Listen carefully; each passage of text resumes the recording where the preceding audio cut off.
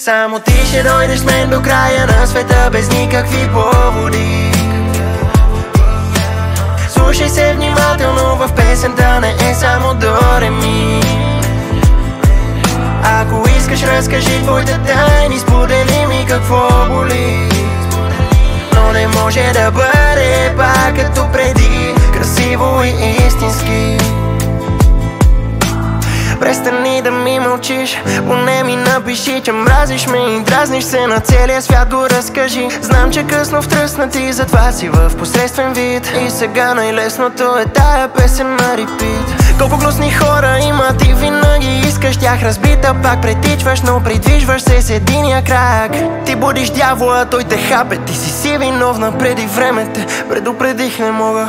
Само ти ще дойдеш с мен до края на света без никакви поводи. Слушай се внимателно, в песента не е само до ре ми.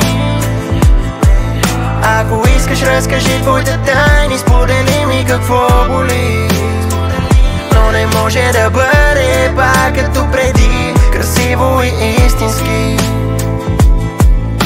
Душата ти приветлива, добра, Божие творение, влюбена във всеки човек, животно и растение. Не искаш нищо освен мъничко уважение. Това стилно поведение не само за забавление. Помниш ли дните, в които нямаше търпение да ме видиш за всеки ден е като погребение? На теб ти трябва подобрение, на мен отдавна по-добре ми е.